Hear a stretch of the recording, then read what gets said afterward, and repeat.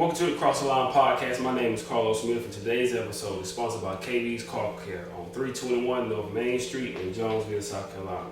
KB's Car Care, they offer hand car wash along with vacuum and clean interior. Coming soon, you'll also be full detail will be available. While you wait on your vehicle, customer seating is available as well as the dining area. They're open from Tuesday through Saturday from 9 a.m. to 5 p.m. So make sure you stop by. Also, this episode is sponsored by Big Ben's Desserts on 297 Spartanburg Highway, Lyman, South Carolina, 29365. So thank you guys for sponsoring this episode of the Cross the Line Podcast. And today we have a special guest with us. We finally made this interview happen. He is the founder of J. Anders brand. Also has a new book that is out right now called Success is My Prey. And today I'm joined by Mr. Jared Smith. How you doing? I'm doing good, man. Thank you for having me on, man. I appreciate you, man. I know we went back and forth, exchanging messages, trying to figure out the time and, try to make this interview happen. So I'm glad to finally have you on, man. So I appreciate it. And, definitely, man. Definitely. But I dove into this book. Like I was telling you off camera, I really enjoyed it. It's a lot of stuff that you were talking about in your book. I was like, man, it's kind of like similar to some of the stuff that I'm actually talking about in my book, which will be out next year. But I was like, man, I really enjoyed it. But just starting out, Success is My Prey. Talk a little bit about the book. Like, what made you want to write your book? So what made me want to write it, man, for years growing up, teenage years and my early 20s, my early adulthood, I would be talking and motivating people just out of naturalness, not even trying to. And so a lot of people, they would just tell me, hey man, you need to be a speaker, you should be a speaker, you should write a book. And I put it out for the longest. I'm like, nah, this just, I just like talking and helping people. But I didn't realize how much I just love doing it.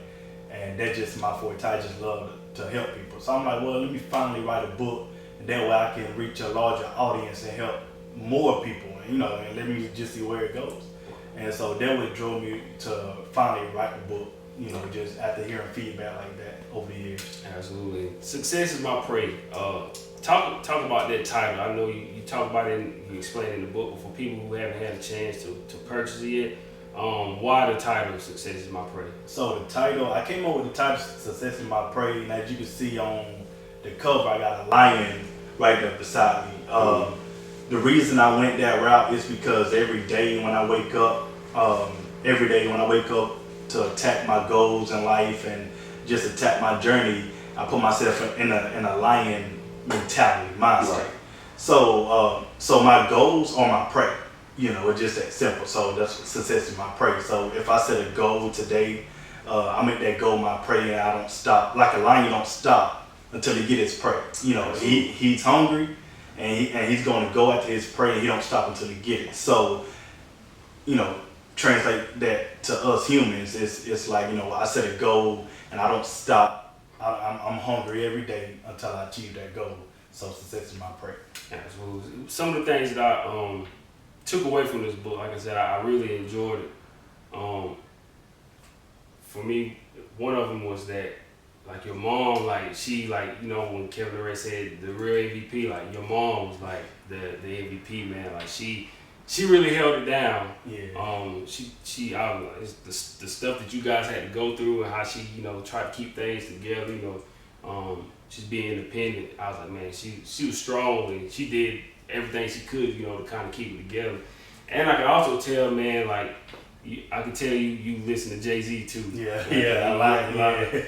Jay-Z is dope, man. Like, you listen to his story, like, all his music, it has a story, and the things he talk about, man, it's great. So I was like, man, I can tell you're very into to Jay-Z as well. But man, I enjoyed it. But something that stuck out to me early in the book, in the very beginning, you talking about like how you used to have people tell you, about writing a book, and then you also said you had a family member that said not to write a book or don't do public speaking because you weren't as accomplished yet. Mm-hmm. How did that make you feel, hearing that from a family member? That made me feel real down on myself, and for that reason, that's another reason why I stalled on the book for so long. I'm like, okay, well maybe he is right, maybe I haven't accomplished enough, maybe I haven't graduated college at the normal age to graduate college or whatever the case may be. Mm-hmm. And so I allowed that negativity to stall my book and stall much of my success right now. When I could have got started on it earlier when I wanted to. So, hearing that family member, it really did get me down at first. But then I just got into the mind state. I'm like, okay, family, no family, if it's something that I want to do, I'm going to do it. And I'm going to put the book out regardless of where I'm at in life. So I didn't want to wait 20 years from now until I reach the pinnacle of my success to finally then put a book out. I want to put a book out based on where I'm at today and just give people the feedback on give them a personal touch on me where I'm at today. Right.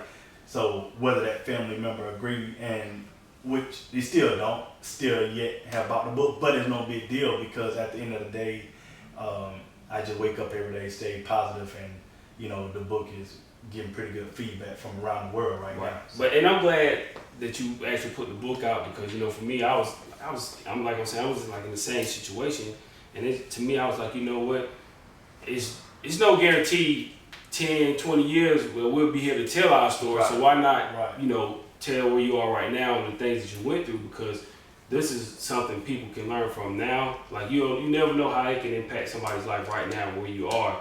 And as for us, we can look back on this book and like, man, 10, 20 years from now, God willing, we're still here. We're like, man, look where we were at this time in our life to where we are now. So that's why I'm glad that you put the book out. And that was one of the same things that I was thinking about. I was like, you know what? I'm far from where I want to be, but even to this point where I'm at now, I still come a long way from when I first started to like where I'm at. So it's all about that journey and it's a process. So that's why I'm glad that you put the book out. But isn't it weird how sometimes we always hear a lot that sometimes the people that don't even know you can actually be like your biggest supporters. Like it's strange how that happens sometimes. And I haven't had any family member that say don't do this because you're not successful like the people that you see on TV. They even if they may think that, they never told me that, or they may support it, but and deep down they may want me to do some other things, but they never said that. But it's just crazy how sometimes like I was saying, that some of the people that don't even know you can actually be your biggest supporter. That's crazy, man. And things like that motivate me even more. So when that family member told me that, like I said, I was down, but then I just turned around and used it as motivation. I'm like, okay, I guess I just have to show you. But then on top of that, though, instead of focusing on that one person, I've started focusing on my supporters, people who actually genuinely support me. I got people right now around the country I don't even know that support me like they've been knowing me since day one. Right. So rather than focusing on what one person had to say negatively, I'm focusing on the hundreds of other people that's been supporting me around the country. I even had book sales fly to Africa earlier this year. So I got people across the globe that don't know me and I don't know them, but they add me on social media or they follow me, and after that the rest is history. And so that's where I'm at now. So I just focus on those people who do support me rather than the people who don't support me. And I think it just comes with the territory of entrepreneurship, even with music artists, or whatever it is. It's always going to be people that don't agree with it, they may not like it, but then it's always going to be that other side, that people that do like it. And like I said, how is that feeling to know, like you say, you're shipping books out to Africa and people from all over the world are buying your book? What is that feeling like for you, knowing that you touch people all over the world? Man, at first it was like butterflies. It's like man, like is this real? I'm like, dang, is this real? So I started getting orders coming in when I first launched the book, and I got major orders came out. I'm like, man, is this real right now? It done kind of sunk into me now a little bit, but it still feels surreal. Just last week, I'm out in public and somebody come up to me, hey, you the guy that wrote the book, Success in My Prayer. I'm like, yeah. They're like, how can I order a copy? So I'm still getting moments like that. Mm-hmm. So it just feels surreal, man. But all in all, I'm just totally grateful. I'm trying to remain humble as I can, right? Because I've come so far to get to this point, and everybody who do support me, and whether big or small, man, it's just genuine love. So I'm just taking it in. Like every time somebody approaches me, every time somebody orders something, I get hyped up like it's my first order all over again. Right. You know, so it just is surreal, man. But I'm starting to get used to it a little bit. But you know, it is a little bit more attention, but it's good attention. You know, I'm just knowing that I'm touching somebody else and helping somebody else's son or a lady or whoever else. You know, just helping somebody in a good, positive way. That's all that matters to me at the end of the day. I had some questions about the book. Not gonna write everything because I want people to go out and support it, but I did pick some questions out because it was very interesting. So kind of like starting out at the beginning of the book, you were talking about how you said, like I said earlier, your mom, she was the MVP, and she went through a lot. One of the parts you were talking about how when you were younger, she ended up going, like, it was crazy how actually you saying like everybody in your immediate family went to jail or went to prison some way or fashion, and then you were talking about your mom. When she ended up going to prison, how did that affect you as a child? That was the biggest impact. Like I said, everybody in my immediate family, everybody felt us. Mm-hmm. Everybody, even down to me now, everybody felt us. So they all have been in jail. But when it happened to my mom, that was the biggest impact because it happened right in front of me. Right. We living in Union, and I was going to Jonesville Elementary at the time, and it was like, the police came knocking on the door, and she went to go hide under the bed, and she told me to go tell them that she's not here. So of course I'm going to tell them she's not here. But then when they came in, barged in, and of course they found her. It didn't take long to find her in a single wide trailer up under the bed, pulled her out, took her to jail. So it's like that right there impacted me the most. So that year at Jonesville Elementary, I didn't care nothing. I mean, I'm only in the first grade, but I didn't care nothing about school. I didn't care nothing. Granted, she had to go do 6 months in Columbia, but them 6 months was like, I felt the lowest point of my life, and I'm young as I don't know what. And right. So, but the day she got out, when she got out, I didn't know she was coming home. She was at home when we got out the bus, and then our bond just clicked, and our bond been like big time ever since then, Mm-hmm. So just seeing her go through what she went through, and through prison, and how she bounced back and got her GED and took herself through college twice. She got 2 college degrees, and now today see her as an entrepreneur. We sitting right here at her salon. Right. It just that's also a surreal feeling. I was just talking to her earlier. We had our little mother and son talk. Just the moments like that, and it's like. Just seeing what she went through, man, and how she held it down, it's like I can't have no excuses for myself out here because she showed me it can be done. You just gotta get out here and grind and go get it. But so my mom, she always had the hustle. She always had that grind in her, and just seeing her doing what she's doing now and seeing where she come from, sometimes I get tears of joy, man, just watching it. I'm like, dang, that's really my mama. Then it don't make it no better. Our birthdays are a day apart. Oh, so, man, that's dope. Yeah, my birthday a day right before her birthday. So we always celebrating our birthday right there together. We both Libras, so it's just surreal, man. Like she the biggest MVP, man. So I'm always gonna be mama's keeper. Did you have to, of course it's your story, but did you have to kind of like clear some things or talk to her like, hey, mom, I'm putting this in this book, so is it all right, or was it just, I'm just gonna tell my story and did it? Nah, actually, I just told my story. You know what I'm saying? I just told my story, and I let the family read it from how they read it. You know what I'm saying? Right. And that was that because I wanted to tell my truth from what I knew and what I remember, and everything. So I just want to tell my story my way, and that's that. Granted, some family members read it, and it's like, but and the thing about it was family members that read it I didn't talk too much about them. I mainly talked about my immediate, like my mom, my dad, stuff like that. So yeah, I just wrote it. I just shared my truth. And my mom, she read the book and she signed off on everything. And she was like, yeah, everything is facts. Did anybody else kind of, did it rub them the wrong way, or did they say anything to you, or they just, they read but just, kind of like... Well, I got, that one family member in particular who told me in the first place I want to be able to write a book. Right, yeah. And I wrote the book, and it's funny because this family member, he still haven't read the book, still haven't bought it. But he been having the most to say about it. So, you know, I mean, that's just about the only, other than that, the rest of my family, everybody in my family, mom and my dad's side, everybody, I'm getting good love back from the book. My grandparents, my cousins, I mean, everybody are rocking with the book, and they all rocking with the story, how I told it, and it's all facts, but it's only that one particular family member. Right.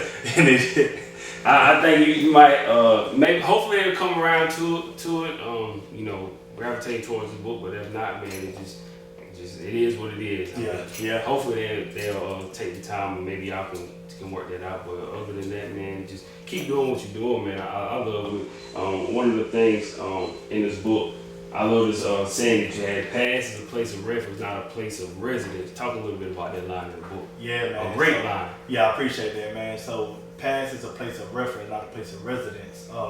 That was my line. Like, I kept in my mind every day when I got out felony probation. I was determined not to let my past, not to like live in the past anymore.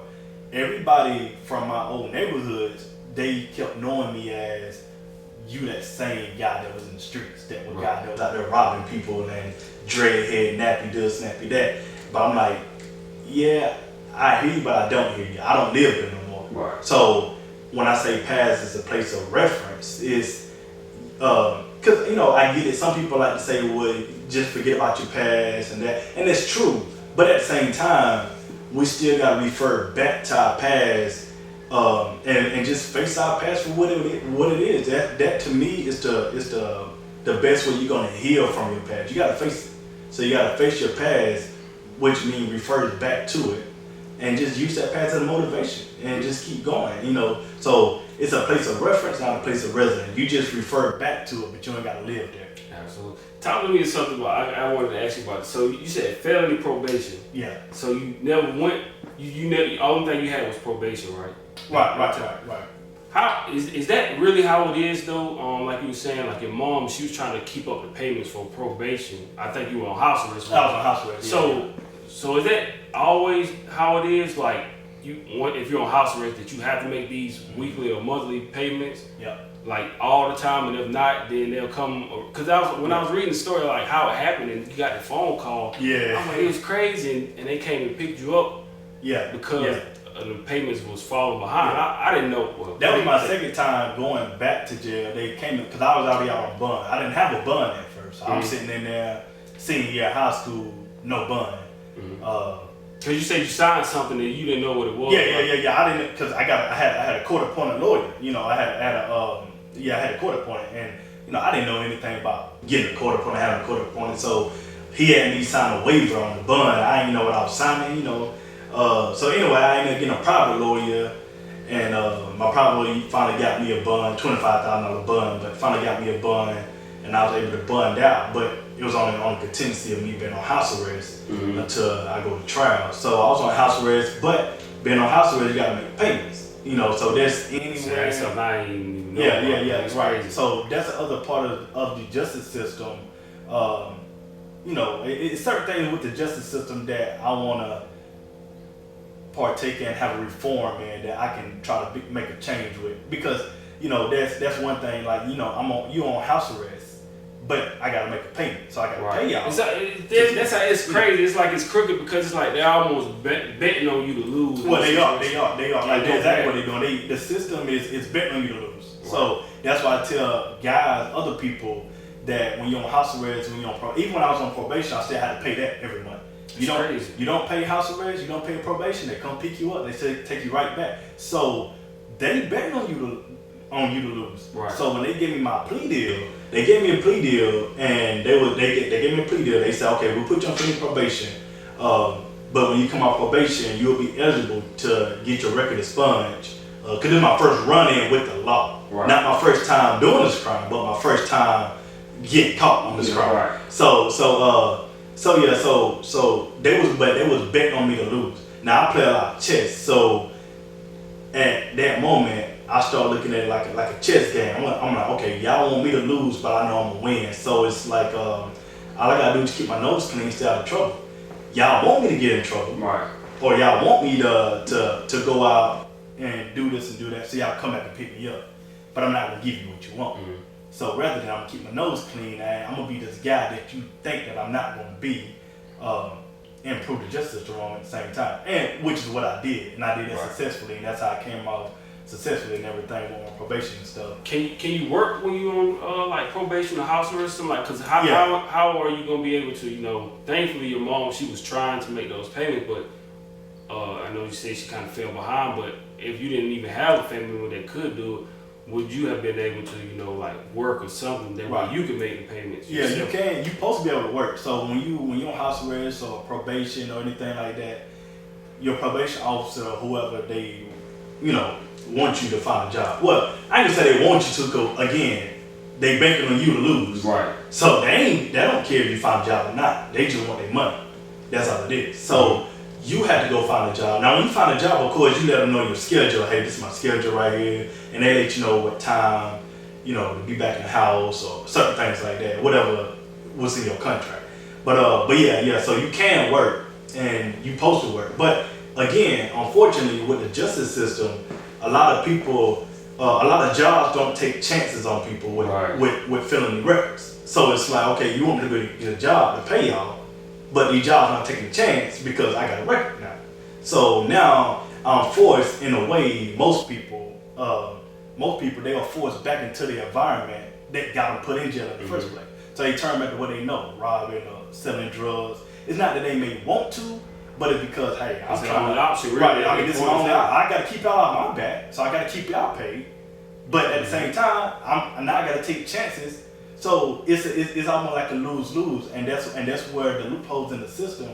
That's where they got it up. That's what we up against, not knowing that going into it. So that's why I tell everybody that I can, if you can, to get a legit job and keep your nose clean, stay out of the way.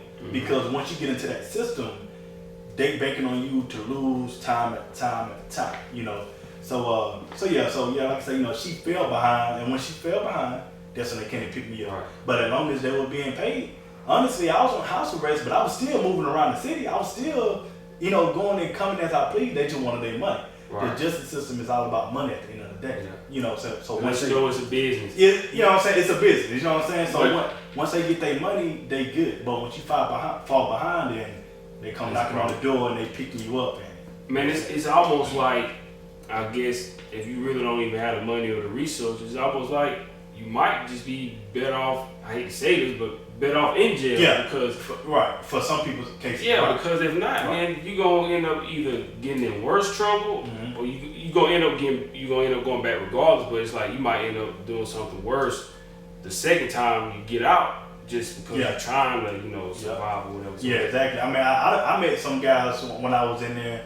I met different people. I had like 4 different cellmates, and I met people that I had a guy that was on capital murder charge, a guy that had been down the road, and he going back down the road. So I'm talking to these people, picking their brains, and this is the kind of stuff that they dealing with. Like one of the guys, he was like, "Look, I went ahead and came back to jail, and I was on probation, but these jobs don't want to give me a chance. So I say, you know what? I'm just gonna go back to jail, finish my time up inside.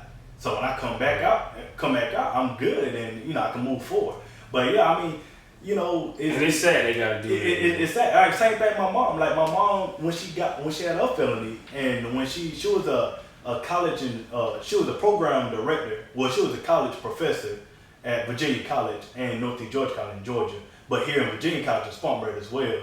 Then she became program director. But the thing about it, when she was applying for these jobs, even though her stuff was like 20 plus years old, they would still hold it on. Right. And it's like, yeah, that's who she was 20 years ago. But it's not who she is now, and she hasn't been in trouble ever since then. So why, as jobs, why are we still holding that against people from 20 years ago? Right. So that's why I'm so passionate about this stuff, and that's the difference I'm trying to make even with my own company in the future. I want to be able to put guys in position when they come out of prison. I want to be in position to give them jobs, help them out, feed their family. Because at the end of the day, we don't go out here looking to get in trouble. Unfortunately, we grow up in backgrounds and environments, but when most people come out of prison, come out of jail, they don't want to go back. But they just need some help, some guidance along the way to keep them on the straight and narrow. So that's the kind of position I want to be in. Yeah. It's just like you said, the system is just so set up, like it lets you know it's a business and it's like they're banking on us to fail. I remember it was last year, it was close to 2 years ago now.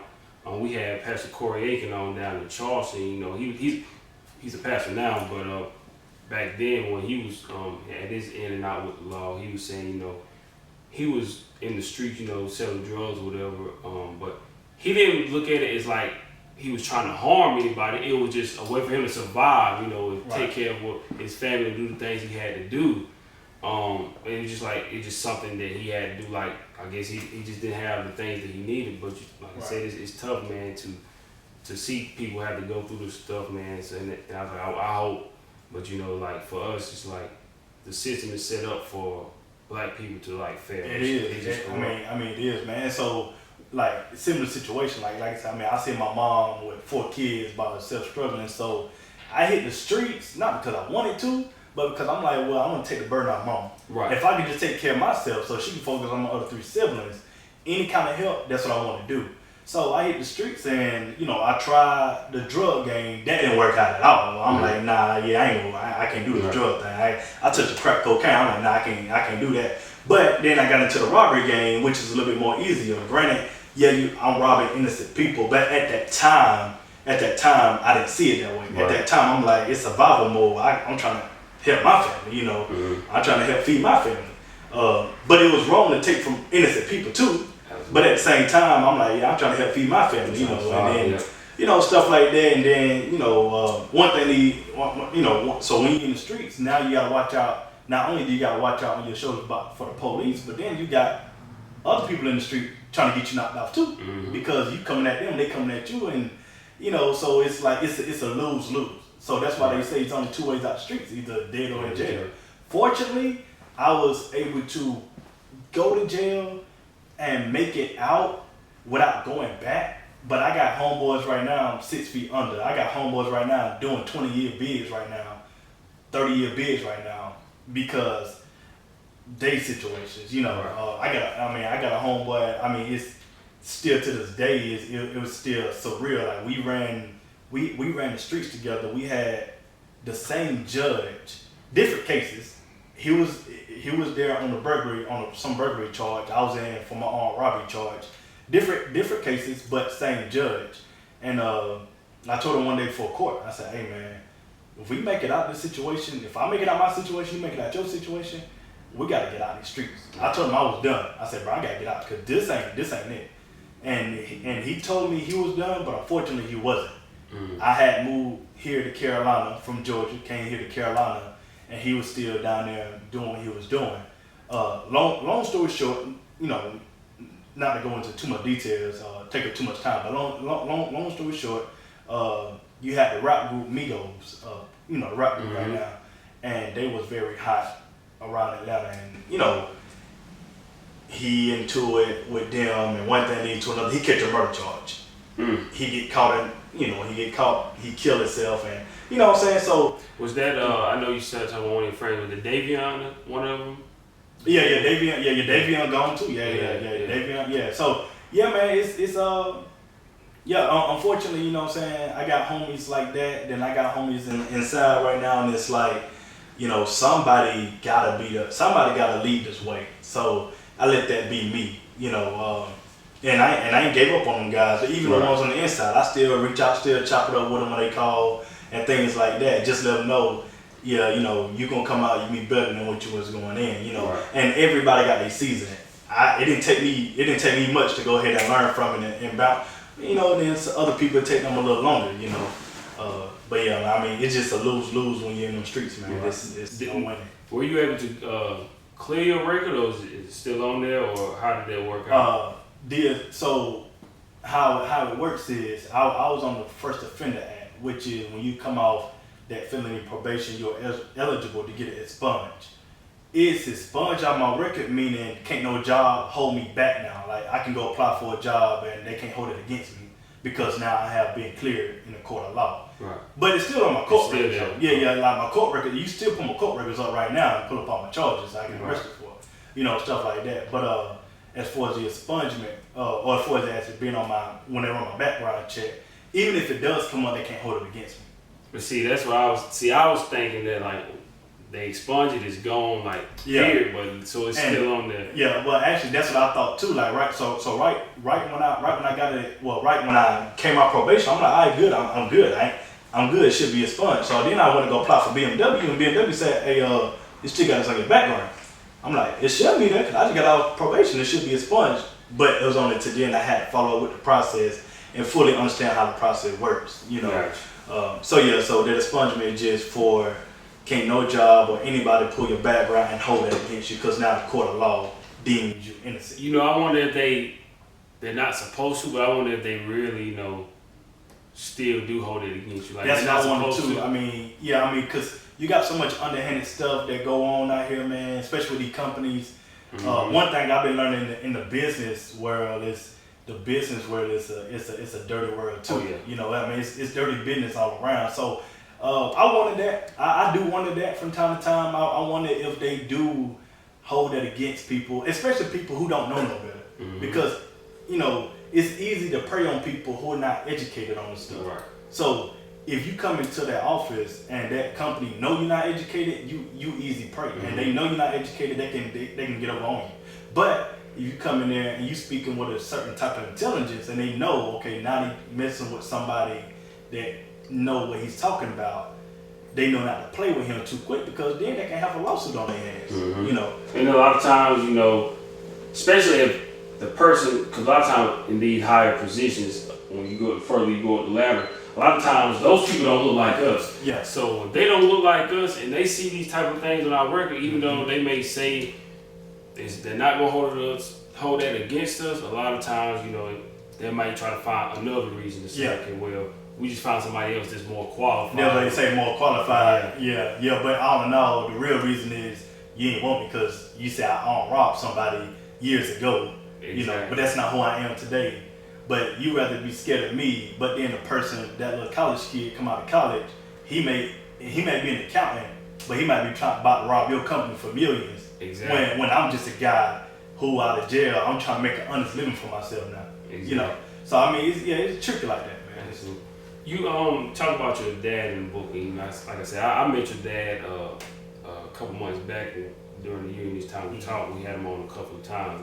Great guy. I enjoy having him on. I know you guys had you talk about the past that you had with your father and everything that had going on. How do you think it would have been like had he been around more in your life early on? If he was around more in my life, and think about it, I be careful when I say this because I don't blame him for anything. Right. Contrary to popular belief, or most people, it's the easy cop out. It's to blame your dad not being in your life for why you did what you did. My dad didn't make me go hit the streets. That was just something I done, and I got to own up to it as a man.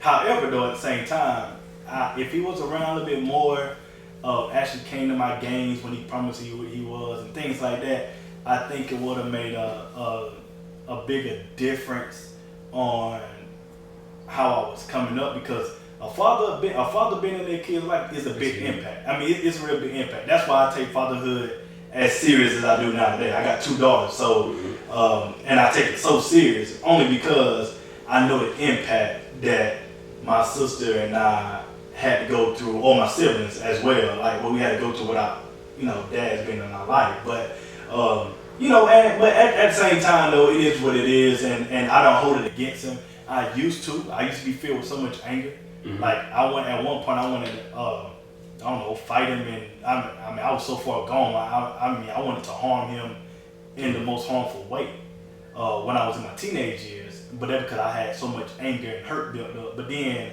when I healed from it, I'm like, look, I ain't gonna hold it against him. I can't hold it against him. Maybe at the time when he had kids, maybe he just wasn't ready. You know what I'm saying?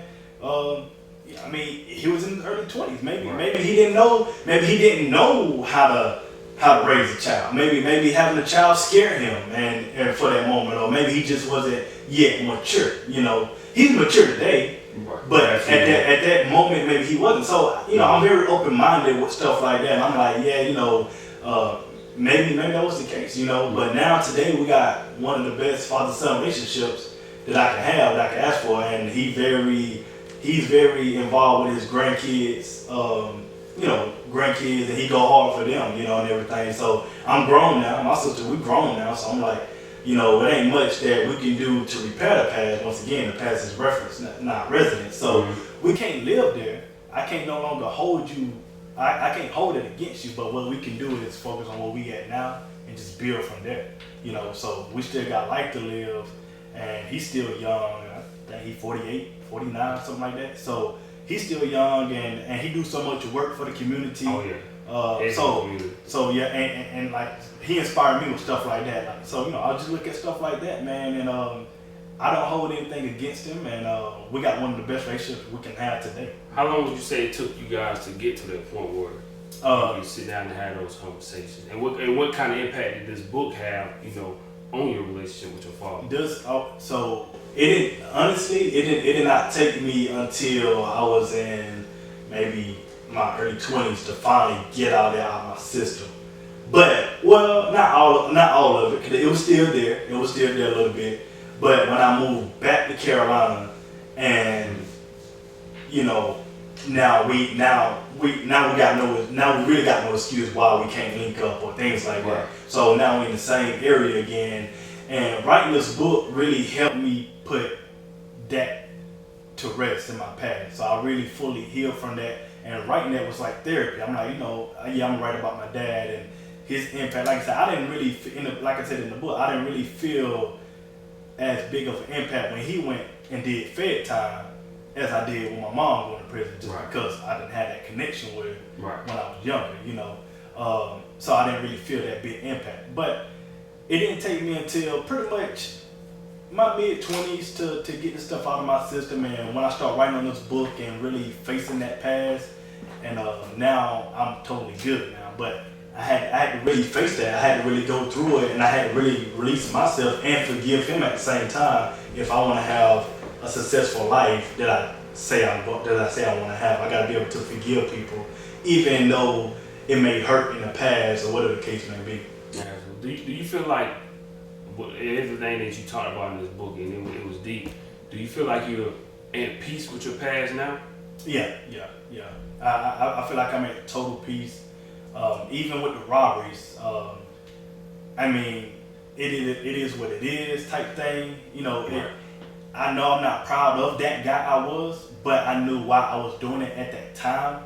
But at the end of the day, I'm at peace with my past because I made a conscious effort to better myself, and where I'm at today speaks for all of that. So that's why I'm at peace. Chapter 4, I enjoy chapter 4, upgrade, and you talking about like that work cycle of you get up, you go to work, and then you get home, you get a snack, and you watch TV, shower, go to sleep, and then you start doing all that over and over and over again. Talk a little bit about that cycle for you, and when did you know it was kind of for you? It was time break that cycle. So that cycle, I was in that cycle for years. Even when I started at BMW a few years ago, I was still in that cycle. But it got to a point to where I wanted more out of life. I'm like, I actually want to own my own business. I actually want to build a business, invest some money and things like that. Knowing that, I had to learn how to start allocating my time. And so when I was in college and I took I had a business management course, and I had to do a time study on myself on how I manage my time. And that really helped me open my eyes. I'm like, dang, all I really do is come home, play the game, go to sleep, get back up, do it again. Mm-hmm. And it's like, yeah, that gotta stop somewhere. That gotta break. Especially if I want to get to the next level in life.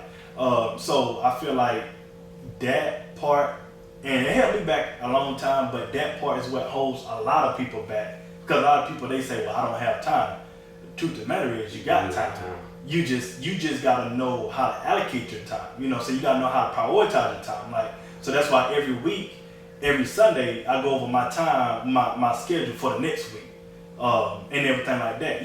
So I'm today, I calculate my time. Like, I know exactly what I'm doing at what time and this and that, what day. I calculate my time. I gotta watch my time like a hawk, because if you don't, that can get away from you. Mm-hmm. And time to me is way more valuable than money. I can lose $1 today and I can make $1 right back tomorrow. But I lose a second, I can't make that second. So I got to make that time count. You know what I'm saying? So that's why I went writing this book. It took me a few years to write it, but actually it should have been wrote shorter than that. However, I wasn't allocating the proper time to it. It was only until I started putting an hour a day in my schedule that I said, you know what, I'll put an hour a day in my schedule. I'm gonna get this book done. This is my deadline. I said the deadline, then I work my way backwards. And then I would, you know, so that's what I do now today, man. So time is very, very powerful and very, very valuable. You know, I just don't want to be in my 40s and 50s and 60s regretting on what I should have done in my 20s. You know what I'm saying? Exactly, yep. So why not go ahead and use this time right now in my 20s? Well, right now in my later 20s, now pushing 30s, to use the time wisely. I can be out here like the average 28-year-old clubbing every weekend, chasing after this female, that female, this and that. You know what I'm saying? But in 20 years from now, when I'm 48, none of this stuff really gonna even matter. Ain't even gonna matter. Then they say, no, I'm gonna look up and I'm still gonna probably be at BMW, working on BMW clock instead of my own clock. Mm-hmm. And all because I pissed away 20 years when I should have been putting in work in. I should have been grinding.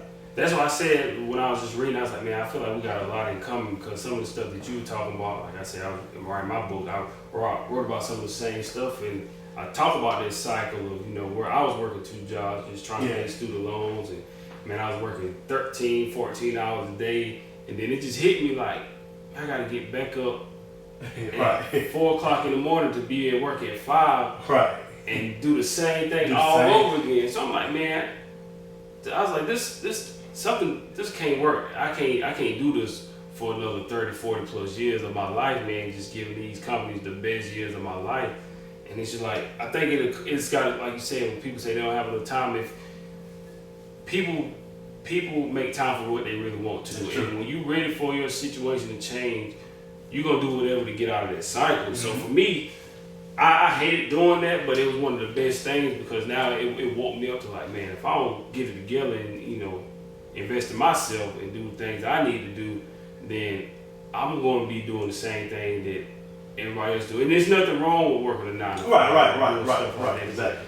And then, but it's those people that hate what they're doing, but they get up and go do the same thing over and over and over again, but they don't do nothing about it. Yeah. And it's just like and once you get to that point where you're ready to make those changes, then you're gonna figure something out. But like you said, time is something that you don't get back, and it's like, man, I was at that point, man. I had to do it. Like I had to make those changes because man, you gonna look back and like, man, all these years done passed and I'm still doing the same thing. It's like, where's the growth? Like you want to feel like you're growing, or whatever. You don't want to look back saying, man, I'm still doing those same things, man. But you know, to each his own. Everybody has their own thing that they want to do. And that's the thing too, man. It's like I hear. So I listen. I talk a lot. Obviously, I'm a speaker, but I listen very closely too. And when I'm talking to the older people, the older generation, it's like I listen at what they be saying. And most of the time, majority of the time, in the older generation, most of them are speaking back in regret. Man, I wish I would have done this in my 20s. And so when they put me on game, hey, yo, man, you in your 20s, take care of your time right now. Because if I could go back and wind the clock back, this is what I would do differently. So I take heed to that, and I'm like, you know what? I'm gonna listen to them, and I'm gonna make the best of my time right now. Because if I don't, then I'm gonna be like them, and I'm gonna be looking back and regret. Right. You know, so I'm trying to have a different story. I want younger kids to come to me in the future and say, hey, Mr. Smith, how did you get to where you at now? And I want to be able to tell them this is what I was doing in my 20s and this is what I wasn't doing in my 20s, you know, in my 30s or whatever the case may be. And I still think you still have to have that balance of, you know, enjoy yourself. Right. But a lot of times people, they're our age, man, like, when I graduated high school, man, I thought I was just free. Yeah. You know, I was ready to live it up. We'll have a ball in college. Like, I wasn't really paying attention to that stuff, man. I was just like, the stuff that I seen, like, in movies, like, I remember, what was that movie? Project X. When kids were in high school having the house parties, and then you watch how kids go to college. And I thought that's what college was like. That's what it's supposed to be like. You're supposed to live that type of life in college. not knowing, like, of course you want to go get your education, but at the same time, man, you want to have fun. And I'm thinking, man, like, when I get to college, it's going to be like this. I'm ready to turn up and have a ball, man. But it's like, man, you really got to, even when you go to college, man, invest that time wisely and know what you're doing, man. It's not all about going, remember what you're there for, mainly. Because, man, it's just so much, man. And that's what I would tell kids. And like I said, use your time wisely, enjoy yourself, but at the same time, man, you know, this time flies, man. I remember when I was graduating high school, and the guy was telling me, he's like, man, you just don't know, you living the best, these are the best years of your life right now. And man, I remember we used to be like, man, I'm just ready to graduate high school, just get up out of here, man. Now, honestly, I wish I could run back to high school now, because so much you have to deal with nowadays, man, but it's just crucial, man, for people to invest their time wisely and do the things that they need to do. But something else you talk about in one of these chapter 7, the guilty by association and putting yourself in these different environments is something else I love what you talk about in there. I want you to elaborate on more on that as well, about putting yourself in the right environments. Yeah, so, you know, like I said, going back on my environment growing up, I mean, it sucked the life out of me. It wasn't no motivation, you know what I'm saying? I didn't see people coming by in nice cars or just successful, quote unquote, looking people coming by and say, hey, you know, let me put y'all on game or something. Rather than I seen the drug dealers and the dope boys, and that's all I seen. So for me, that was what I thought success was supposed to be like. I need to ride around with a Crown Vic with 24-inch rims. That's success right there in the hood, you know what I'm saying? And, you know, but not to cut you off, but you remember growing up, man, because I thought we were saying I'm 28. Okay, yeah. So you remember it was a time where people had the Crown Vics with the 24s, and they used to have like the Eminem cars and the Greasy Cup. And it was just like a time where everybody was like, we giving these companies this free promotion, man. We just exactly what it was. Spray painted cars, all type of stuff. I was like, man, looking back on it now, I was like, man, that's crazy. That was so crazy, you know what I'm saying? And the thing about it though, we giving them free promotion, free game and stuff, but we don't got any money of ourselves. Like we repping the hood, we don't own, you know what I'm saying? Why not come back and buy the block, own their real estate, you know what I'm saying? Mm-hmm. So when I started changing up my environment, of course I got backlash, you know, from my old neighborhoods. It's like, oh, now you know what I'm saying, you don't want to come around here anymore. Well, I mean, I really can't, because I'm moving a little different now, you know what I'm saying? Right. And if I do come around, you're going to think it's arrogant or I'm bragging, and I'm not, you know what I'm saying? But you still stuck in the same spot 10 years ago. You know, we was running the street 10 years ago, dog. You still doing the same thing 10 years ago. Mm-hmm. And so I started switching my environment up. And then I started traveling more and, you know, seeing places like Miami. I just came back from Calabasas in LA a few months ago, you know, like 2 months ago. And it's like, you know, seeing these different places. And I strategically put myself in these $1 million environments, as I call them. So like, for example, I'm down in Miami, and it's like, you know, I got linked in with a partner in Miami, networking down there. And they invited me to a yacht party. I get on a yacht, like, dang, like, you know, this is really different. You know what I'm saying? Like, this is different from what I see growing up. So it's like down there, and the conversation is just different. You know what I'm saying? Like, the conversation is just different. So I'm talking to them, and it's like, yeah, you know, this is what I did, this is how I got going with my company. I'm like, cool. You know what I'm saying? Mm-hmm. So I want to learn more, you know. So now I try to make a conscious effort of surrounding myself with like-minded individuals, you know, people that want to build something.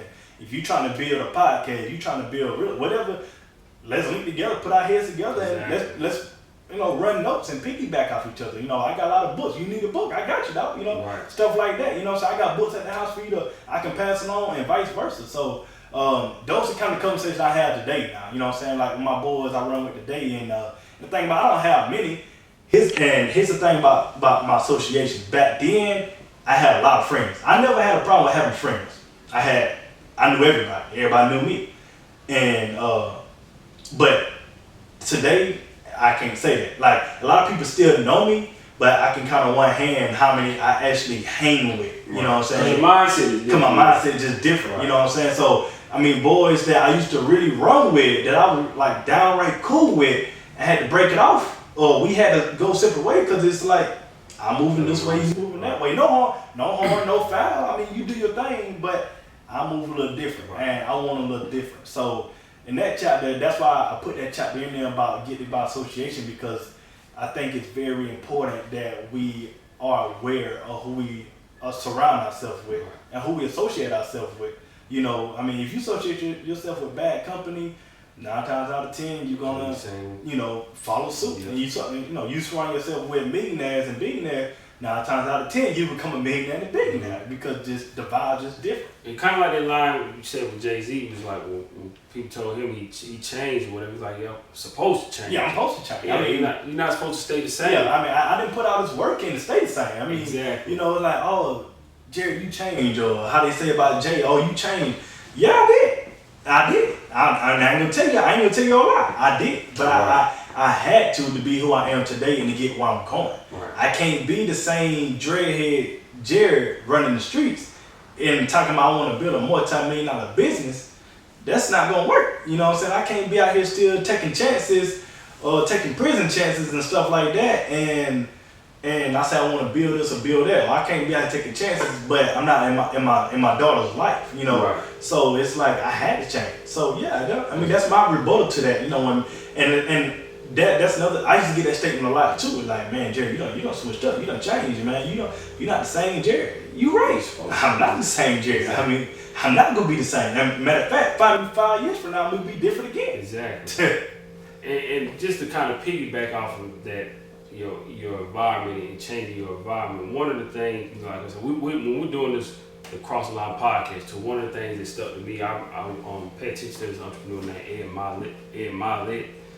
And I remember he was saying, what he would do is, try to take these getaways and, if you can't afford it, just try it maybe like every once in a while, just put some money to the side and just do a getaway and go to the beach or something and just get a taste of what their life is like. Just to get a taste of what their life is like.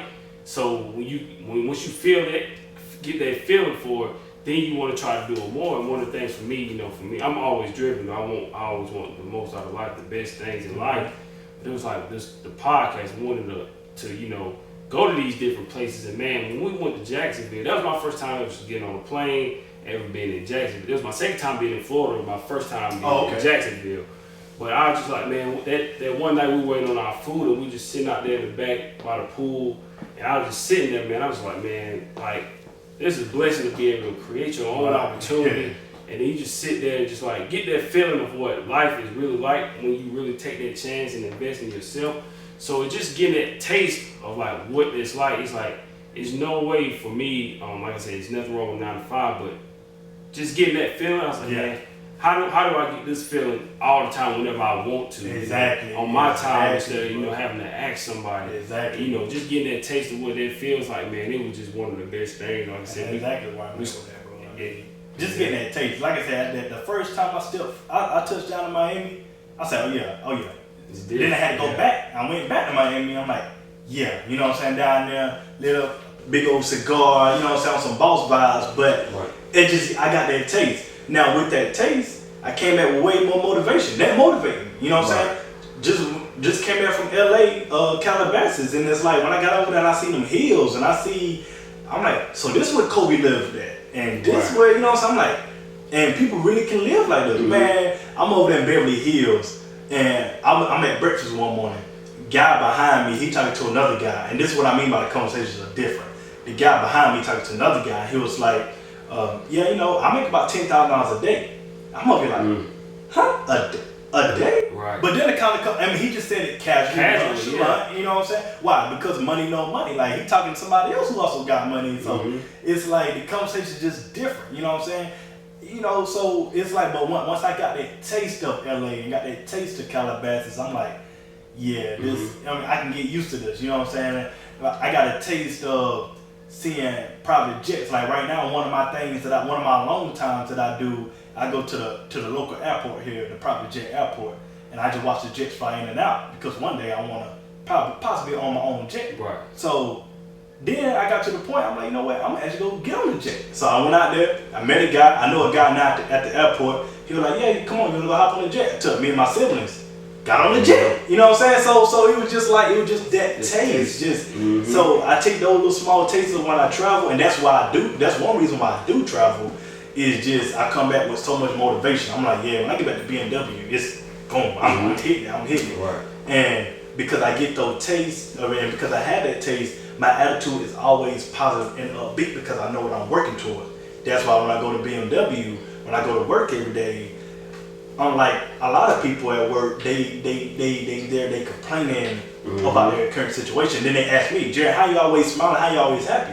Because this ain't my last destination. It's a stepping stone. Like I'm using BMW like they using me. You know what I'm saying? Like that's just what it is. BMW funding my business. BMW don't know that they are setting up a multi-million of you. Right. And like I said, it's just those things. Getting that taste, that experience, just to be able to do those things. Cause it's like for me, I hate that feeling. Like you on vacation. Having a good time, and then deep down you're like, man, I gotta go back to work in a few days. Like I don't want to have that feeling all the time. Right. So that's why I have to push myself. And talking about that environment, one of the things I remember Ed Malik said also was even if just say you go get a job somewhere, and you hear those guys talking about $10,000 a day, like even if you don't even know how to make that kind of money, just being around and hearing those conversations. You might not know how to do it at that point, but just being around those people, you're going to figure it out. You're going to figure it out. Like, just getting in that room is a way for you to go, okay, I don't know how to do it yet, but I'm just going to try to figure it out. Just get in the room, and then you're going to learn as you go. And one of the things for me, what I would do is, it's hard, I always say, sometimes I'm at work, one of the worst things you do is getting comfortable. Is you go to work, you say, man, I hate this job. Yeah. I want to go home, do some applications, and do something just so I can leave this place. What I would tell people to do, just one little bit of advice, something I did for myself was, instead of going home and trying to do those things, what I would do is, for me to push myself, something simple that anybody could do, I would go to a library or I would go to Barnes and Noble, and I would just sit there, and everybody in there, they reading or writing or typing something. So put just something simple that anybody could do. Go in one of those environments, and that's what I did when I was writing my book. Also, sometimes I would get home and I would get a little bit sleepy or something. I'm gonna write something later on. And my book, it took me about 2 years, and it's still going through the process, getting it published, and now doing the editing process. Just going through that, it's what I would do is just go to Barnes and Noble, go to the library, and when you sitting around and all those people are doing something productive, it's gonna make you man, I can't just be sitting here just on my phone or just sitting here doing nothing. I want to be productive too. So that's something that I would tell people to do, just something creative, just a way to just kind of push yourself. When you get in those type of environments, just something as simple as that will make you want to push yourself. And that's true, bro. That's true. I do it, still do it. And that's so true. That's why I barely wrote my book at home, because at home I can, I'm in your comfort zone. Let me go to Starbucks or somewhere and type on my book and just listen to other conversations around. You know what I'm saying? So definitely, man, environment is everything, man. This definitely is. Something that you talked about in the book also, you said broke people spend money before they get it, and the wealthy spend it after they get it. That was in chapter 6. Talk a little bit about that also. Yeah. So broke people spend money before they get it, and the wealthy, they spend money after they get it. That right there is one. So that's my financial chapter. And that chapter is kind of a preview of my next book. My next book is a finance book. And mainly talking about that, you know what I'm saying? Because broke people spend money before they get it. That means that most time, before people even get their checks, they already counting what they're going to spend their money. You know what I'm saying? Them J's dropped Saturday or just so you already pre-calculating what you're going to spend your money on, but you have no set budget. And or you don't have a direction when your finances are going. So for that reason, you spend a lot of money, and a lot of money you don't realize you're spending. Right now, a lot of people don't realize all it takes is $27 a day for a whole year to blow $10,000 in whatever, and just stuff that don't even matter to you. You spend $27 a day. I don't know, you go buy a pack of cigarettes, $27 a day, I don't know. Whatever it may be. But you spend $27 a day on something that's non-productive. that's $10,000 a year when you add that math up. That's money's going away. That's money going away. So now that's $10,000. You say, well, I ain't got money to start a business. Well, you do, but you just gotta, like your time, you gotta allocate your money too. You know what I'm saying? So you could have $10,000 saved up to go start a business or go buy a house. You know, you want to go buy a house. It's nothing to say 10 bands, but you gotta. It's discipline and you gotta force it. So the wealthy, they spend money after they get it, which means that the wealthy, one thing, because that's another thing I do. I study the wealthy. Once again, been around these environments. I've been fortunate enough to be around millionaires in Miami and know people right now that are multi-millionaires, that are doing well for themselves, you know. And I'm not there yet, but I pick up so much game from it. So one thing I noticed when I study these people, even people like Jay-Z and stuff, is that they don't count their money before they or before they go. They don't pre-spend their money. So they wait till they get a bag. They get a bag, and they pay themselves first and foremost. They pay themselves first out their bag, and they invest in their money. You know what I'm saying? They invest in their money, and so after they get their bag, after they have built their wealth up to a pretty substantial level, now you see them out there on the trips, on the yachts, on stuff like that. But they can do that. Why? Because he got an asset that's paying for that vacation.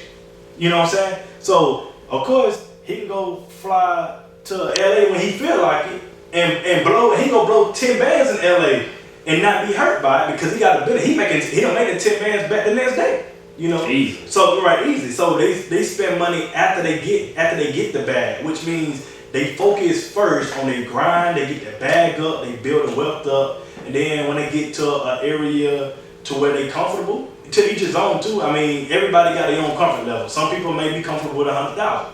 Some people may be comfortable with 500,000. You know, but once they get to a level where they comfortable, then they play a little bit. So therefore they work first and they play later. You know what I'm saying? So they spend the money after they get the bag. But broke people though, they spend it before they get it, and that's why they continually to be broke. And the thing about it, when you say broke, it's like it starts right here with the mind. It's a mindset. Yeah. It's a mindset. That's all it is. I mean, because financially, everybody got the ability to be multi-millionaires. Everybody.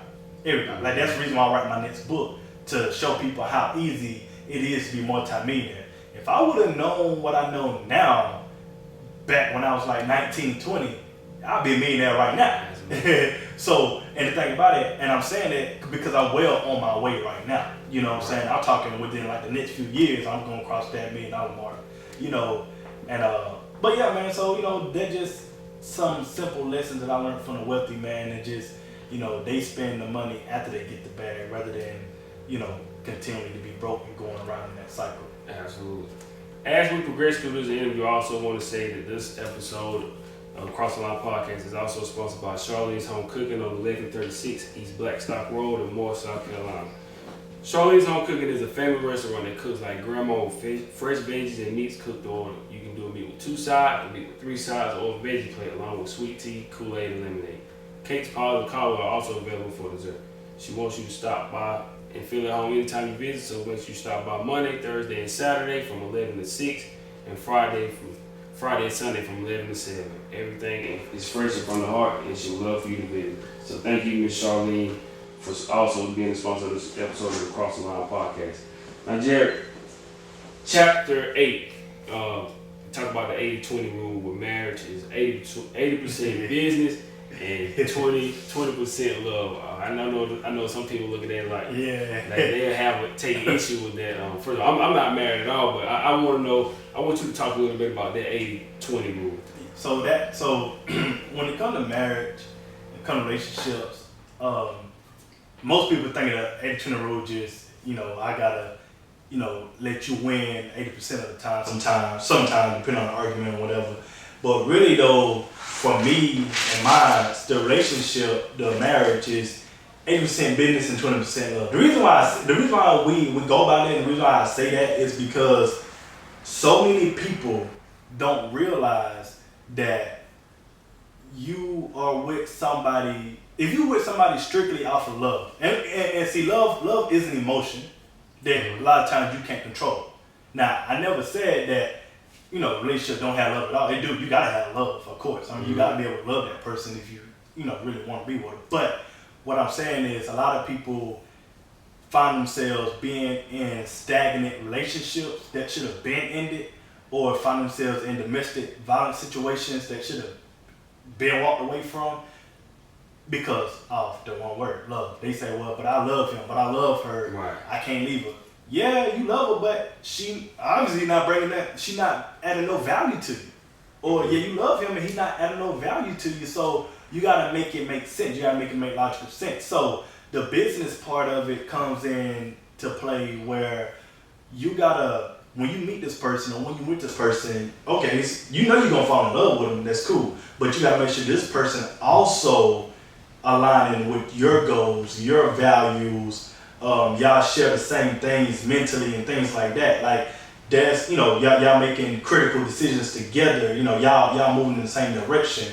That's where the business part comes in. That you can love somebody all day long, but that don't mean that they good for you. That don't necessarily mean that person is the partner for you. It just like business relationships. Like you can be my boy all day long, but that don't mean that we good to go into business together. Right. You know what I'm saying? But we boys, though. Don't get me wrong, we boys. Yeah, you my boy all day long, but I may move a different way, you may move a different way, and that's fine. We boys, we'll link up, have a cigar together, and have a drink or whatever. But that don't mean that we got to be business partners. Right. But I think a lot of time people force themselves, or they force relationships with people strictly off of love, or off of, well, I like him, I like her, or this and that. And you're not realizing that love alone could be blinding you to somebody who is no good for you. You know what I'm saying? Mm-hmm. So you find yourself in a stagnation. Like you have a lot of, like I oftentimes look at, certain couples like within my family that I'm like, okay, you love each other, but what exactly have y'all accomplished together? How much do you have to show for it? You know what I'm saying? For your relationship. Now, don't get me wrong, each relationship is different. I mean, you can't tell somebody how to operate a relationship.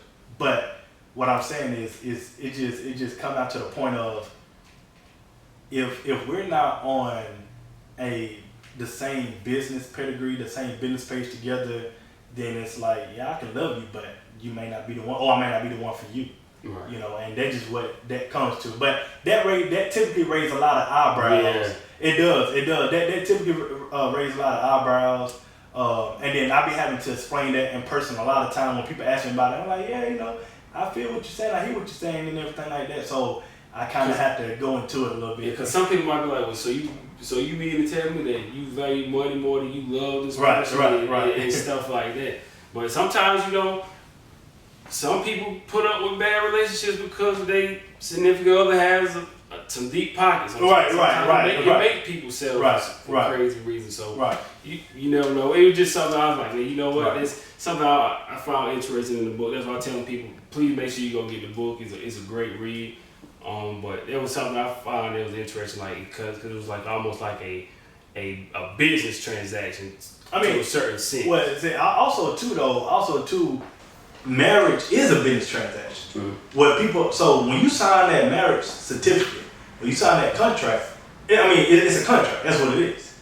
Like a lot of people don't know certain states. I don't know about all states, so I don't want to say all states, but certain states, the state government won't even grant you a divorce if you owe back taxes. Mm-hmm. That's where the business come in. That's where the business play comes. So I can be beating on this woman. She could be in a domestic violence and she can want a divorce, but they won't grant her divorce if we owe back taxes. So what I'm saying? So when you sign that marriage certificate, and a lot of times, no, it's not just a paper. You know what I'm saying? I know some people like say, well, that's just a paper. Yeah, but when you sign that paper though, that paper now binds y'all into a contract. So everything is together. Everything is together, and y'all are in a contract now. It's just like a business partnership. If you and I go into business together and we sign a contract, we are binded by that contract. The only way you get out the contract, you buy yourself out that business. You buy yourself out the company. Translate that to marriage. What a divorce is. You buy yourself out the contract. Mm-hmm. That's what the business part. That's what the more technical business parts comes in there. That's why you get lawyers and put up money and stuff like that. Same thing with a business transaction, with a business partnership. You know, so you buy yourself out the contract. So when people get a divorce, who do you have? Yeah, right. Ooh. So all you doing if I'm divorcing her, all I'm saying is, okay, yeah, she's gonna get half, but I'm buying myself out of this contract. Which means I don't want to be bonded to you anymore by law. That's a part sometimes I think about, which, man, I was like, I pray I never have to get divorced or go through anything like that, which is where, that's why I see with the business. Yeah.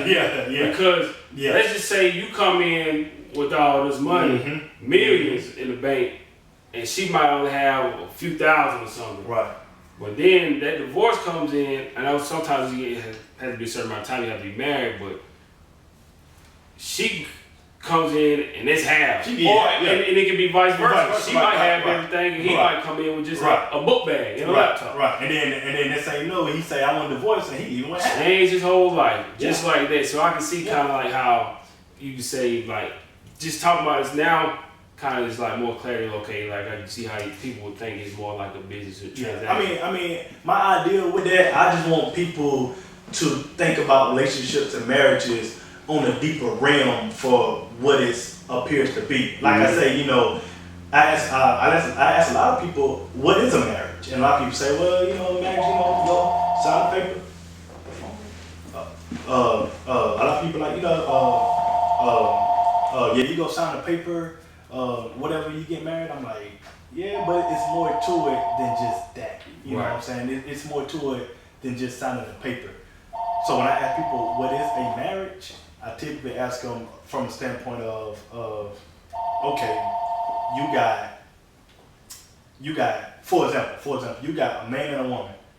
Neither of them are together, right? But legally they are married. But they separate. You got a lot of situations like this right now. Right. You got a lot of situations like this right now. Oh, yeah, my bad, my phone ain't what's going on. Oh, no problem. But so you have a lot of situations like this right now where you got people that are separated but not legally divorced, right? So this is where the legal part, the legal businesses come in there. So I'm like, okay, well, would you consider them married? And some people would say, yeah. Me, I say no. I'm like, legally, yes, they need to be married. But spiritually, no. You know what I'm saying?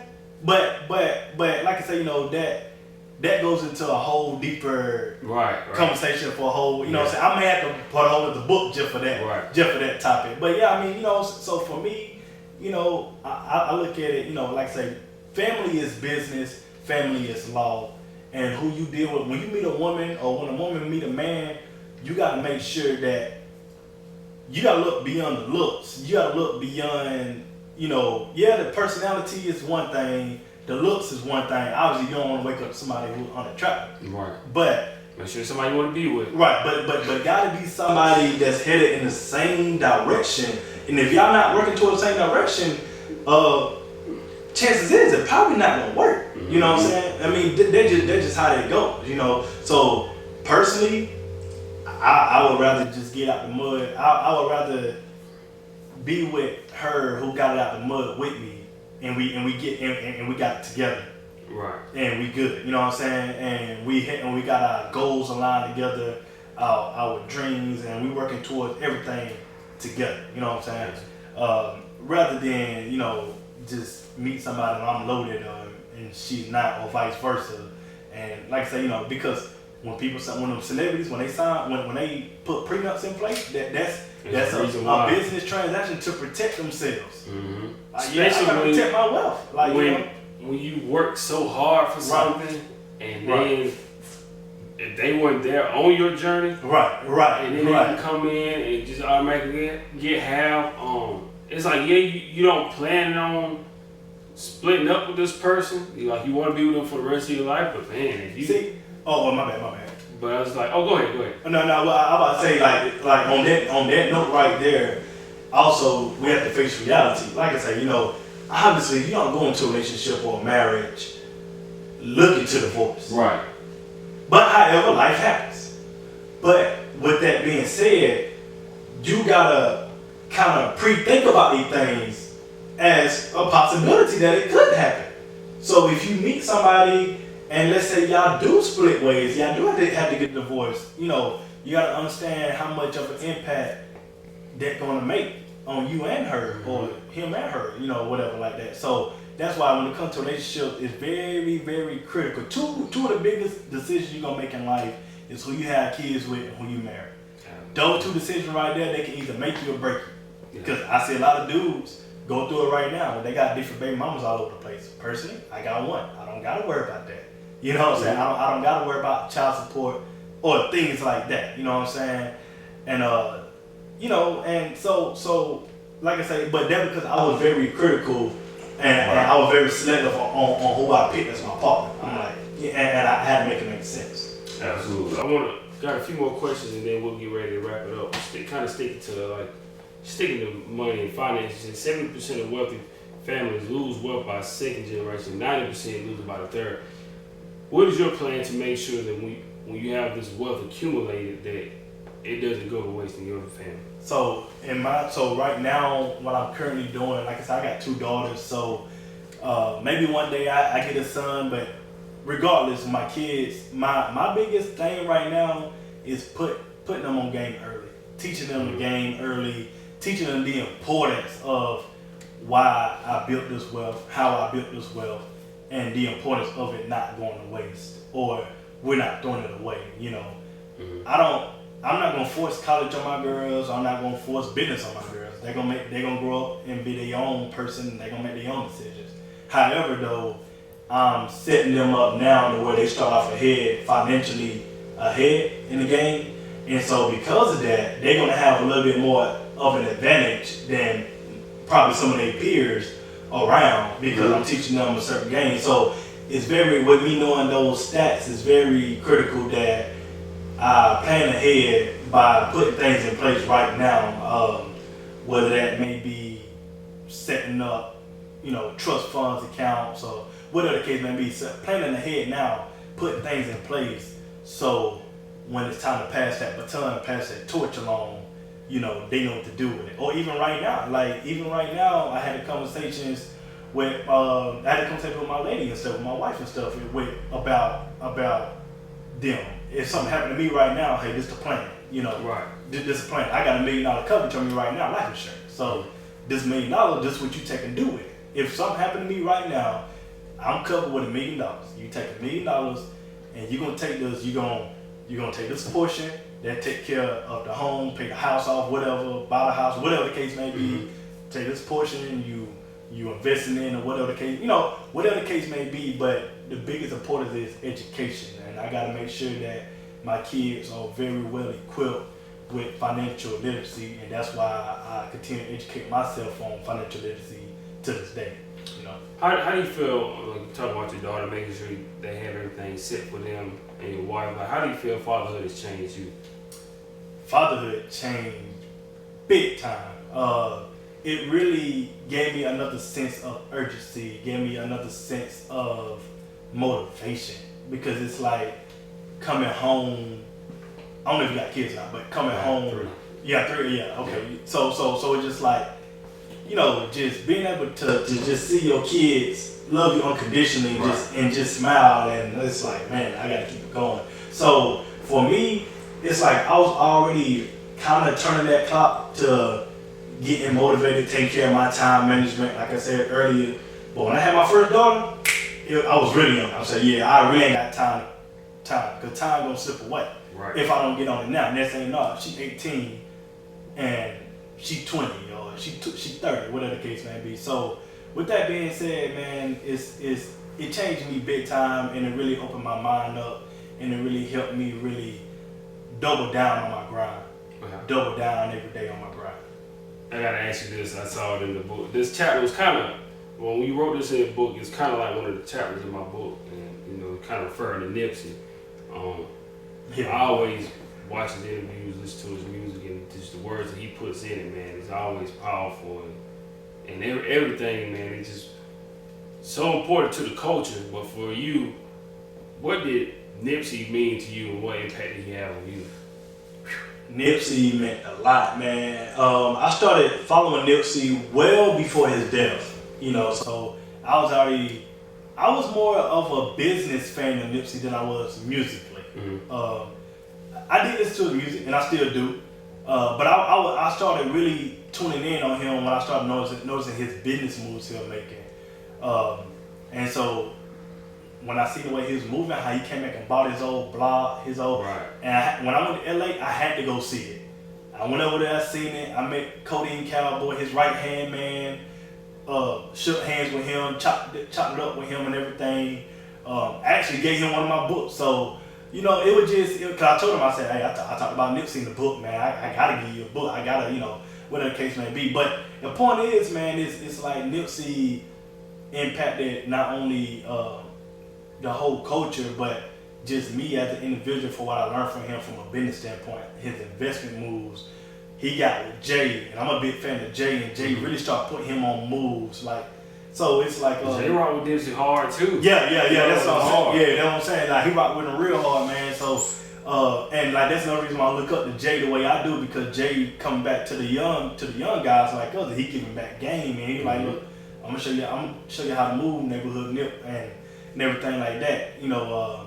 So yeah, man. So just seeing what Nipsey was doing and the legacy he was building for his kids.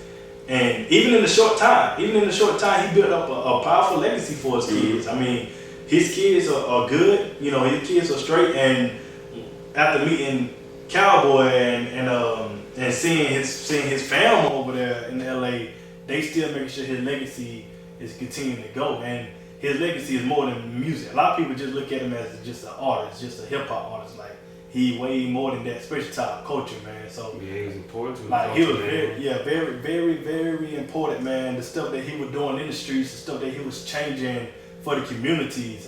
Even with the way gangs started to operate, you know, him and YG. You know what I'm saying? Started linking up on They were planning on doing something together too. I remember seeing him say in the interview, him and YG. Yeah. Him and trying to make some business moves, man. But the marathon was just like the perfect name for the whole thing, man. Because they still lives on today. Man, the marathon continues. That marathon slogan is one of the biggest things that stuck with me today. Matter of fact, I got a pen made. Let marathon continue. So I carry this pen with me every day, man. I got a man that make pens, so I carry the pen with me every day. I just look at it and keep me motivated on the grind. I'm like, yeah, the marathon continue. Yeah. I'm gonna make sure I do my part and making sure your legacy, his legacy, still carry out in our culture. So, no, I'm not a rapper, but I'm an author, and so my lane is writing books. Mm-hmm. My lane is speaking. And if I can impact people on the level like Nipsey did, that's my goal, and that's what I want to do. Just talk about it, man. It still bothers me, man. I always say, my three favorite artists, I'll tell anybody, Jeezy, Fab, and Ross. Those are my three all-time favorite artists. But Nipsey had a greater impact on me than those three because of like how he, like you said, the things that he was doing. And not to say that those guys don't either, but they doing some great things for their community. True, that's true. But the way Nipsey, the way he went about it, how he hustled and worked, grinded for everything, you know, putting his people on and investing in his community, and it just felt so genuine. And then you listen to his interviews and the words the things that he talked about, man. I was like, man, it's sad, man. To me, I was like, honestly, man.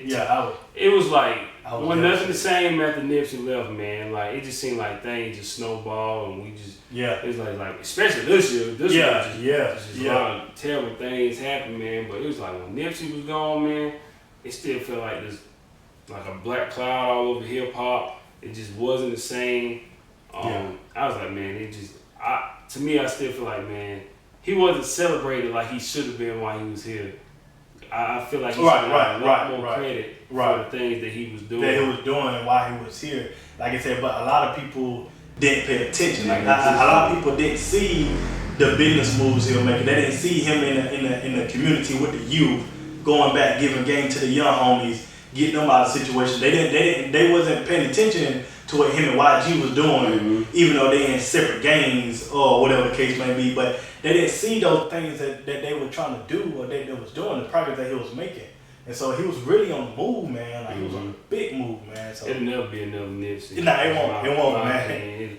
I mean, we definitely celebrate Jay like we should. Master P, Diddy. Right.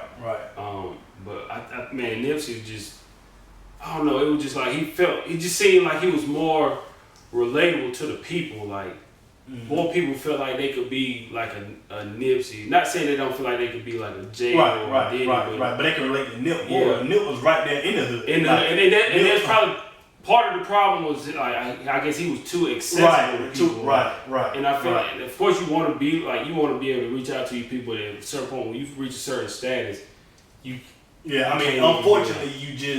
unfortunately, and it's sad that it had to be that way. But unfortunately, it's like you can't really, lounge around your old hood like you want to because stuff like that. Because you always got that one lurking somewhere. No matter how much good you trying to do, you got that one that's gonna try to get you knocked off only because he hating on you or he see what you're doing and he don't want to see. Yeah, for no reason though, And I might Nip did a lot of good. And when you go over there, if you ever get a chance to go to LA, like you ever go over there, go to Slauson Avenue, and he's so well respected in the neighborhood. It's crazy, man. And like, you can see like after he passed, like how all the gangs like they came. Like, yeah. That should tell you how much he meant to the community. When you see somebody with these gangs just had a history of bad blood, something like that with Nipsey, one person can bring everybody together. He did that. Even Obama wrote something for him, and they had put it in his I think funeral. I seen that. Yeah. It was just like, man, somebody like that lets you know how special of a person he was, man. Yeah. But man, that's why I said I had to ask that because, like I said, it's something in my book. It's kind of similar to that as well. So man, like rest in peace, Nipsey, man. I still miss Nipsey, man. Definitely. That's one of the. That's from a celebrity. Him and Kobe. It was like, he felt like a family member. Right. Him and Kobe are the two that still bother me, man, the most, was just from like a public figure standpoint. Exactly. And think about it, I don't even get that crazy over celebrities, man. Me either. I don't even get, I like, you don't want to see them pass, like, it's sad. Right. But it's like, man, those two to me was like, man. Right. I mean, it was like touch. I'm like, dang, like, this crazy. Like, that really brought me here. I'm like, dang. Exactly. Because a lot of people did the same thing with like Michael Jackson or Prince, and not comparing Nipsey to them, but like for me, that's how I looked at it. Like, man, with Kobe and Nip gone, man, those were the two that really hurt me from a public figure standpoint. Definitely, bro. One of my final question that we've been asking people on the self-investment too, but we want to ask you as well. What does self-investment mean to you? Self-investment. What does self-investment mean to me? Self-investment for me is just continuing to educate myself, man. Knowledge is first, more than anything else. I don't care about the money. I don't care about the accolades that come with success. Knowledge is power. So self-investment for me is to keep investing myself into books, keep reading books, keep talking to people who's smarter than me. And just investing in myself that way. The money gonna come. You know what I'm saying? It's not the money that I would ever have to be worried about. I can always invest money. I know where to invest my money and make money. But for self-investment, is to continuing to improve myself every day as a father, whether that be as a husband, whether that be as a businessman, as an entrepreneur, as a friend. As a homie, as a big brother to my siblings, as a son to my mama, just continually to improve myself in these different roles in my life. So that was self-investment means for me. And Jared, man, I want to say I appreciate you, man. This was a great interview, man. I enjoyed the conversation, man. Appreciate it. Like I said, I'm finally glad we had a chance to sit down and talk, man. People might not believe it. This is actually our first time meeting in person. It is, man. Yeah, it is. It's crazy. Like when you were saying something earlier about like you went to Jones, you're like, for something. I was like, we the same age. I don't even remember. Yeah. I mean, like I said, I didn't go there. I went there kindergarten and first grade. Yeah. Then after that, I was in Georgia. Yeah. It's crazy. Yeah, I had Miss Littlejohn. That's my kindergarten teacher. Oh, I had Miss Bailey. Okay. Yeah. I had Miss Littlejohn taught my dad and my mom. She taught a lot of people. I think my brother had Miss Littlejohn. Yeah. I think my cousin, he might have had Miss Littlejohn. Yeah, so I went there a short period of time. And what's crazy is, man, it's like, that's why I had to ask you earlier, like, I didn't know we was like family or not, because down back in the area back at home, it's like, cause that's my home turf, that's where I'm born at. So, but I still have those, I still run into people right now today that tell me that we fam, and I don't even know that we fam, you know what I'm saying? So they're like, yeah man, yeah, you my cousin, man. And then they explain it to me how we cousin. I'm like, okay, cause I was in Georgia. I grew up in Georgia, like that's where all my memories is at. That's where everything is at. You know, granted I came here in the summertime, but you know, I grew up, that's where all my memories at in Georgia and stuff like that. So, yeah man, but it's our first time meeting in person, but it kind of felt like, you know, how you meet certain people and it feel like you been on them. Right. Like that's how I felt. Like it's like you know what I'm saying. But I watch. I don't pay attention to a lot of people on social media because a lot of time I hate to say a lot of people don't really talk about just a bunch of nothing on social media. Yeah. But I watch you. I pay attention to Marcus. I gotta get Marcus on. Yeah, that's my big cuz. That's my big cuz right there. Big cuz Marcus. I like how he inspirational and motivational for people, man. But you know, a lot of times some people gonna take stuff the wrong way. But I watch y'all, man. I respect the grind, man. Keep it up. Like I said, I enjoyed it.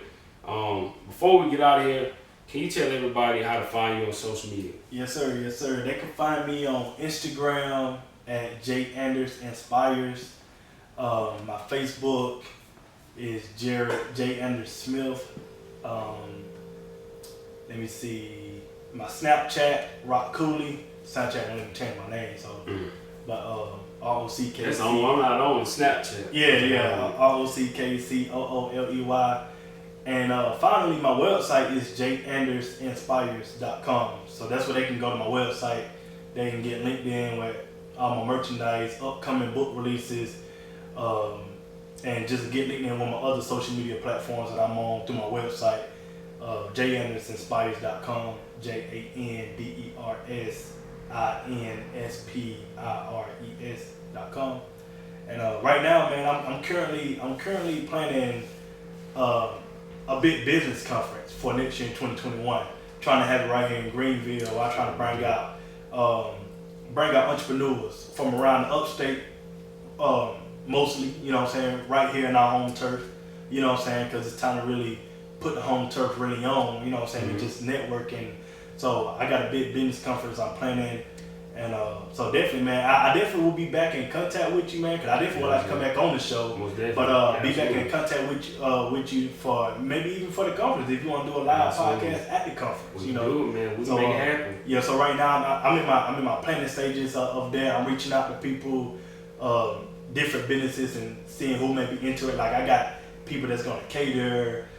So you know what I'm saying, so you might be a good fit if you want to do a live podcast at the conference, you know, and just interview. I got different people that's gonna be traveling in as well. Different people that, you know, you can probably throw a couple of questions at, you know, things like that. You know what I'm saying? So definitely, man, I'm all about networking. I'm all about empowering, and I'm all about us really like building, man. 'Cause that's where we at, man. I feel like our generation is that generation. Absolutely. We're gonna turn this tide, man. And the thing about it, in the previous generations before us, they have been, but I feel like our generation is that generation that's gonna turn the tide on some more. And like you say, it's time for this now for our people to, you know, come together and support each other, man. We got social media, we have all these things that we're accessible to. But now it's just time to put in the work and grind and support each other, man. And don't be ashamed of reaching out and asking for help or not wanting to help anybody because you guys are kind of doing some of the same things that are similar, man. Like when I see people like that, I appreciate it and I want to push them because, man, it's like inspiration. We need more of our people to get a foot in the door. Right. That way they can pull us up with them along the way.